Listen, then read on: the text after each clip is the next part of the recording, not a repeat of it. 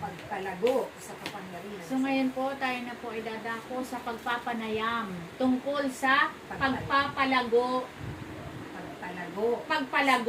sa kapangyarihan. Sa pagpalago sa mga kapangyarihan. Pagpapalago sa kapangyarihan. Ang magpapanayam Hindi pwede ito. Pagpapalago ng kapangyarihan sa dila. ay Mula sa sa Espiritu Ayan. Santo. So, Kasi pag pinutol mo yan, iba meaning. oo nga po. So ngayon po tayo na po ay dadako sa magpapanayam tungkol sa pagpapalago sa kapangyarihan sa dila mula sa Espiritu Santo Yan. ni Inang Tess. Ganun kasi yun eh. Pag kinalahati mo, iba na meaning. Iba na ang meaning. Iba na meaning. Amen. Kumusta na kayo mga kapatid? Amen. Buti po. God is good. All the time. All the time. God is good. Praise the Lord. Now and forever. Now and forever. Praise the Lord. Maraming palakpak. Maraming grasya. 15 minutes lang, 15 minutes. 15 minutes lang daw. Ituloy mo kina Mami Nini. Oo, bukas ulit. Talagang ang aking ipapanayam ay tungkol sa pagpapalago sa kapangyarihan sa dila mula sa Espiritu Santo. Amen? Ngayon po, kanina po na ranasan natin yung ating workshop na napakinggan ninyo yung mga pagpapaliwanag doon sa mga iba't ibang salita ng mga anghel o glossolalia o wika. Salita ng mga tao at Salita mga ng mga- anghel. Kasi Salita ng dalawa mga yan tao eh. at mga Hindi anghel. lang yan salita ng mga anghel. Yan ay Salita ng mga tao at mga anghel. ng mga anghel. O salita ng mga anghel. Salita ng mga tao o salita ng mga anghel. Kahit salita ng tao yan, ang tawag pa din yan, glossolalia. Kaya yung salita sa misa, glossolalia din yun eh. Yung salita ni Father, kinuha yung tinapay, pinalangin. O pagsasalita sa iba't ibang wika, pwede yun Brad, di ba? Right. O pagsasalita sa iba't ibang wika, Yung kabuuan. sa kabuuan. Oo, pero yan, yung pagsasalita sa iba't ibang wika, sa wika ng tao at o mga Mga anghel. Opo. Oh, at alam mo naman ang wika ng tao, saan tambak? Diba? Pag sinabing wika ng tao, may Kapampangan, may Bicol, may Bisaya. Oh, yan ang salita ng tao. Kasama sa glossolalia yan. Kasi baka mamaya, ang iniisip lang natin na glossolalia, yung wika ng anghel. No, mamaya. Amen. Di ba? Opo. Thank you po, brother. Yun po ang pagpupuno ng Espiritu Santo sa ating mga dila. Kasi ang Holy Spirit ang magpupuno ng kapangyarihan. Di ba po, brother? At yan ay sabi sa aklat ni Propeta Sifanias sa 3:9, sa panahong iyon, baka ito na ang panahon mga kapatid, na tayong mga tao ay babaguhin ang ating mga pananalita. Amen? At bibigyan tayo ng malinis na dila. Amen. Tayo ay mananalangin at sasamba ng buong pagkakaisa sa ating Panginoon Amang Yahweh. Amen? Amen. At kanina, naranasan nyo po at ito ay may nagpapaliwanag Amen. ng mga salita ng mga tao o salita ng mga anghel. Bakit dapat po tayong lumago, mga kapatid? Dahil tayo ay hahanapan. Bakit tayo dapat lumago? Sa kapangyarihan. Ay, bakit po tayo dapat lumago sa kapangyarihan? Kailangan lumago Kasi sa bakit tayo lumago? Sa Kapampangan, ibig sabihin niya. Bakit tayo kailangan lumago sa kapangyarihan sa dila? Hindi nga pwedeng bibigkatin nila ng kalahati. Kailangan Kompleto. masanay kayong binubuo niyo. Sa dila. Kasi mag-iba meaning. Opo. Dahil po tayo ay hahanapan ng ating Panginoon. Tulad sa kwento ng isang puno ng igos. Na minsan, ang ating Panginoon at ang mga alagad niya ay napadaan doon sa isang puno ng igos.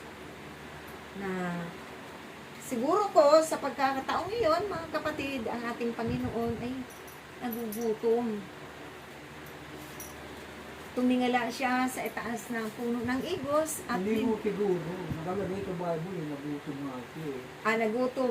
Nagutom ang ating Panginoon sa pagkakataong iyon at tumingala siya sa puno ng igos at hinahanap niya kung ito ba ay may bunga.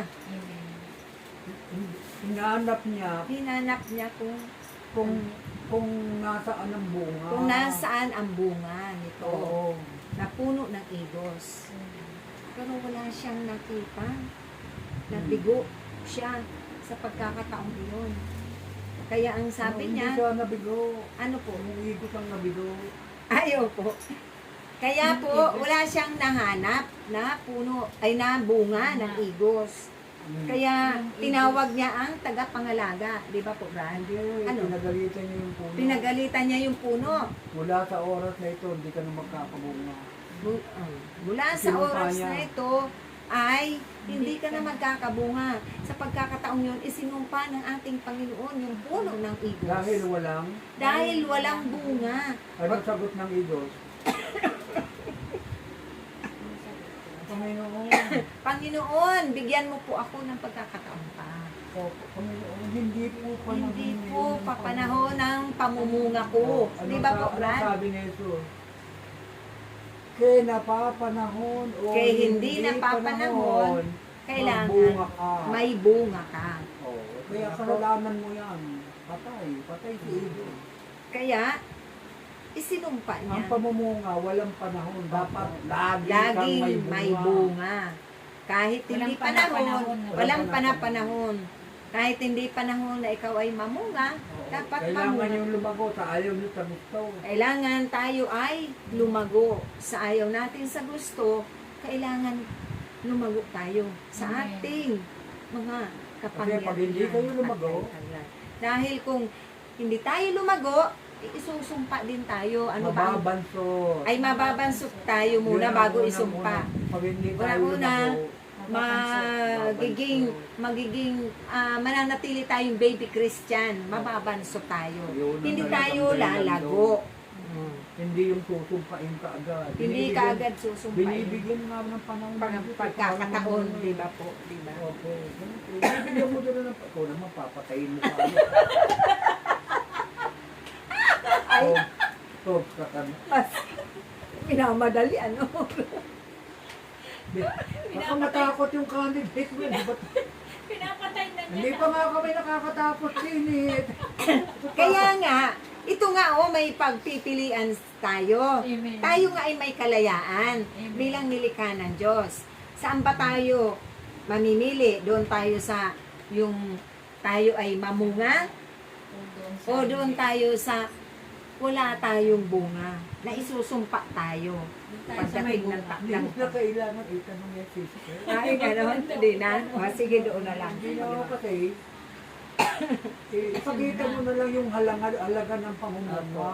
Kailangan kahit hindi panahon, mamunga tayo. Yun. Dahil Dahil napakaganda ninyo. Ganda ninyo. Napakaganda ng Beauty puno ninyo. na maraming bunga. nangahitik sa bunga. Kapag walang bunga, Ay, wala. wala, puro kalat, ang binibigay. Puro ng lang, dahon. puro lang laglag na dahon. Panay ang linis, katulad ng mangga. Yung dahon. Lalo pag hindi nadidiligan, ganun yung mangga po eh. Pero ngayon, hitik sa bunga. Oh. Kaya dapat maging hitik tayo sa bunga. Kahit hindi pa panahon. Dahil wala namang dapat na isa sa panahon. Laging sa na sa panahon ng pamumunga tayo. Para tayo ay hindi mabanso. Di ba po? Amen. Oh, okay na? So, kaya sa kataga na growth, sa salitang growth, ito ang salita na tayo ay lalago. Ang letter G, Oh, mapaliwanag mo. ano po?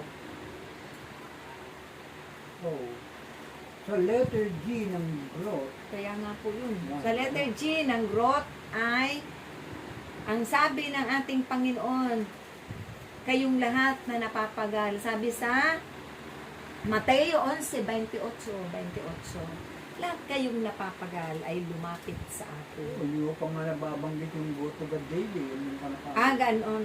Ano ang meaning nun? G. Ah, Dapat meron ang kang G dala. sa Letter G. sa growth. Stand for go God daily. Letter G sa growth. Stand for Daily go God. habit ay go God daily. Ibig sabihin, Stand. Stand. ang G stand for go for God. go God daily. Kaya ang kabisado mo yan. Na Stand stand. for go God. Di ba binago mo na naman pala? Stand. Diba? Stand. Stand. Tama Ano ba yun, nakalagay Dea? dyan? Kasi Stand. ang G sinabi stands for God. Stand ba? Stand. Stand. May S? Yes. ang sinabi lang kasi sa Papatuloy akin, mo rin. May S. No. ang sinabi lang sa akin noon yung Noon growth. yun, kaya nga binabago natin. sige, okay lang, brother. Sinabi na. Stand. Letter G Stands for stands for Go God Daily. Sige. Stands. Go. May isa nang papalawanan. Go. God. Go God Daily. Ibig sabihin, tayo ay Go. Go. Ibig sabihin ng go. Pupunta siyempre, makikipag-fellowship tayo. Isa tayo doon sa piging ng ating Panginoon. Amen. Kapag may gawain, hahanapin Go natin God. yung Go to God. Go to God daily. Hanapin natin ang gawain ng ating Kaya nga, Panginoon. go to God. Hindi Go go, to- God. Go to God daily. Kaya nga po, linawin nyo. Kasi iba yung go to God, iba yung go God. Go to God. Baka meto. Go to God. Go to God daily. Yeah. Tayo ay makikipag-fellowship o isa sa gawain ng ating Panginoon. Hanapin natin lagi ang araw-araw ang gawain ng ating Amen. Panginoon. Hmm. Na ang sabi nga ng ating Panginoon, kayong Bakit lahat araw-araw?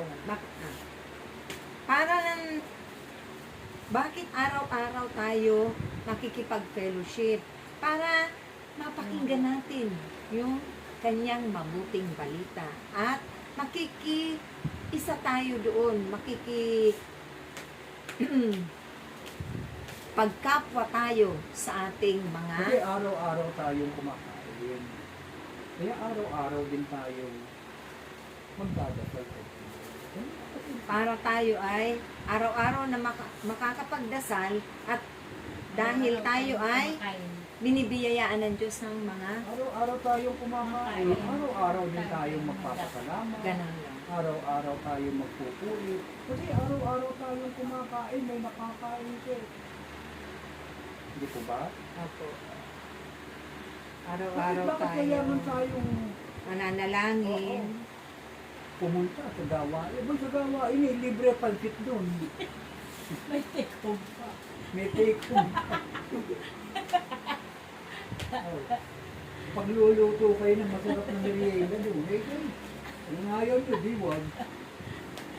Dun sa gawain. Kita mo yung mga alaga, bakit kailangan Boga daily? Para malaman nila Brad, no? Na Libre ang merienda. Libre ni Vicenda din. May bringing pa. may bringing pa. Oh, yan po, sarap lang. Saan titira prayer meeting? Kaya nga kita mo yung iba, nagtatampo eh. Pag hindi na, Pag hindi nasabihan. tapos na po, tapos na. Bukas na kayo. Opo, ganun na lang mga pag Subukan ko nga rin yung iba. Ayan po. Stance. R stands. Isa yun. Read your Bible daily. Bakit kailangan natin magbasa ng Biblia? Para tayo ay maliwanagan.